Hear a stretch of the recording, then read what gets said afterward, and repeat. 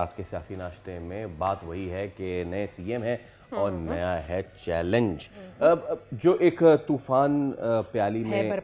برپا کرنے کی کوشش کی گئی تھی وہ تو سارا سیٹل ڈاؤن ہو گیا ہے, بٹ واٹس نیکسٹ. یہ بات اس لیے بھی کرنا بہت ضروری ہے کہ خیبر پختونخوا کے نو منتخب وزیر اعلیٰ سہیل آفریدی کے پاس ایک نہیں دو نہیں کئی چیلنجز ہیں. ایک تو آبویسلی جو پارٹی میں ان کے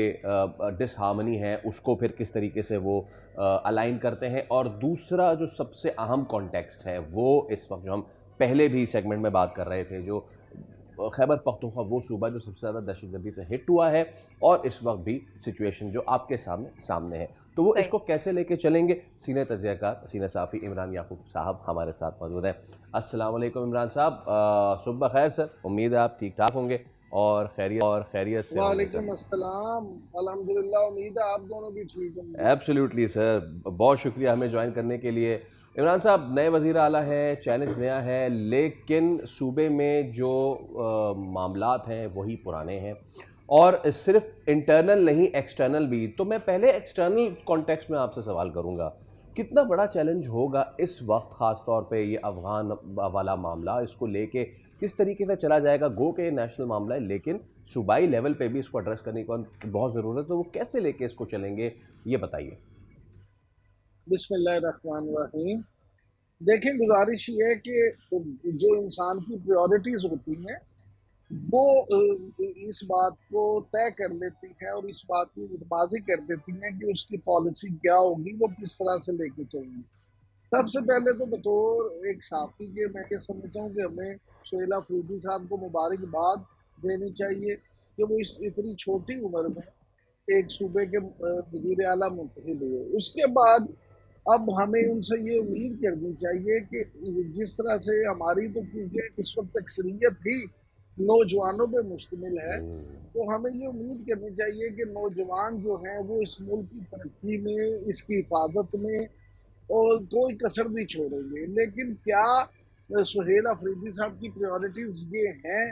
تو میں بڑی معذرت کے ساتھ یہاں پہ یہ عرض کروں کہ یہ آنے والے دنوں میں فیصلہ تو ہو جائے گا, لیکن موجودہ سینیریو میں جو صورتحال ہے, کل جو انہوں نے پہلی میٹنگ کی چیف سیکرٹری اور آئی جی کے پی کے ساتھ, اور پھر انہوں نے اپنے پرسنل سیکرٹری سے جو کہا, تو اس سے تو یہ ثابت ہوتا ہے کہ وہ بھی ایک پی ٹی آئی کا جو کلچر ہے کہ میں نہ مانوں اور جو عمران خان صاحب کہیں گے وہی ہوگا, پریورٹی وہی ہوگی, کوئی اپنی پالیسی نہیں ہوگی. تو اس کی بنا پہ تو ایسا محسوس ہوتا ہے کہ انہوں نے مرکز اور پنجاب کو جو پیغام بھجوایا ہے کہ انہوں نے عمران خان صاحب سے ملاقات کرنی ہے, تو یہ ملاقات اچھی بات ہے, وہ ضرور کریں, کیونکہ عمران خان صاحب بھی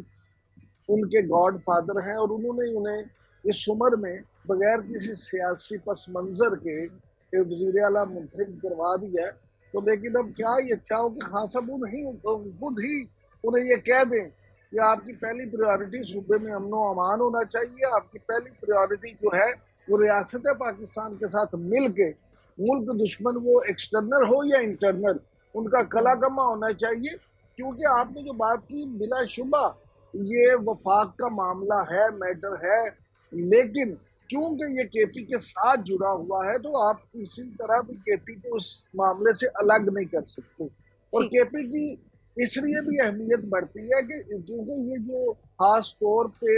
قبائل ہیں, ان کی آپس میں رشتہ داریاں ہیں, آنا جانا ہے,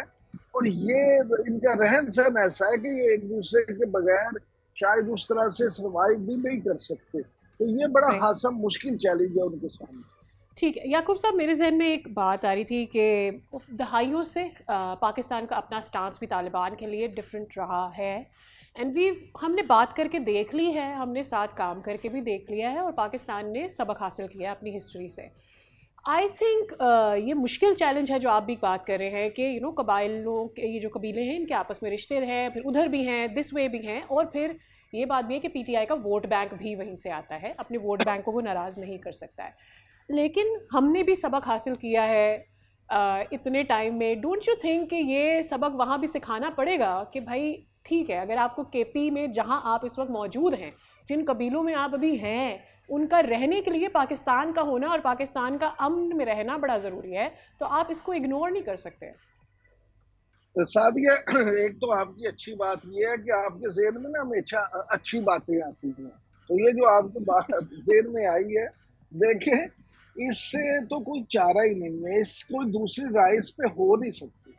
आपको अब सबक सिखाना होगा, क्योंकि आपने मोहब्बत करके देख ली, आपने जी भाईचारा बना लेके देख लिया, आपने उनकी खातिर लाखों जानों की कुर्बानी दे के देख ली। मैं यहाँ पे मटेरियलिस्टिक होके बात नहीं कर रहा। आप छोड़ दें कि आपने अपनी मईशत तबाह कर दी, आप छोड़ दें कि उनकी वजह से यहाँ पे मंशियात आ गई, आप छोड़ दें कि यहाँ पाकिस्तान पूरे में असला आ गया, आप छोड़ दें कि पूरे पाकिस्तान में उन्होंने होलसेल मार्केटों पे कब्जे कर लिए, आप छोड़ दें कि पूरे मार्केट में उन्होंने सूद के कारोबार कर लिए, आप छोड़ दें कि पूरे पाकिस्तान में उन्होंने क्या कुछ नहीं किया। लेकिन सिर्फ एक बात को अगर आप पकड़ लें कि आपने कितनी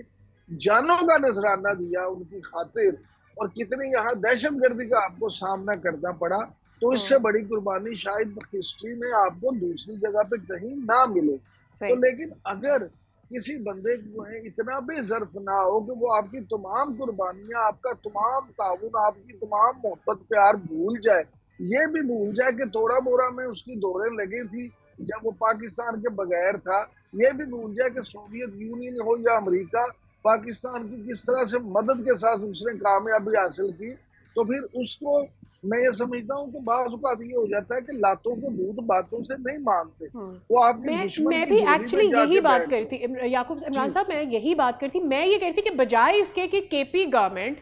गवर्नमेंट के साथ, आपकी स्टेट के साथ जाके ये बोले कि हमें अभी भी डायलॉग करनी चाहिए, उनको अपने लोगों को ये समझाना होगा, उनके वोट बैंक को ये समझाना होगा कि दिस कांट हैपन एनीमोर। मैं ये कह रही थी। मैं तो बिल्कुल आपकी इस बात से मुतफिक हूं। मैं तो इससे बढ़ के बात करूंगा कि क्या ही अच्छा हो कि केपी गवर्नमेंट आप जैसे दानिश्वरों को, आप जैसी अच्छी सोच रखने वालों को ले जाए और वहां उनसे काउंसलिंग करवाए अपने लोगों की। आई विश, लेकिन जिसका काम उसको साझे, और यही हो रहा होता है इस मुल्क में, तो आज ये मामलात ना होते जिस पे हम आज आ चुके हैं। बहुत शुक्रिया इमरान याकूब साहब, it was a pleasure having you on the show. सो बहुत सारे हैं, बट लेट्स सी कि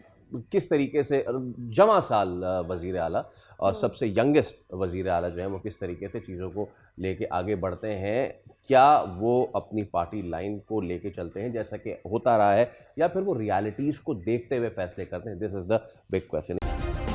सब्सक्राइब करें और बेल दबाएं ताकि कोई खबर रह न जाए।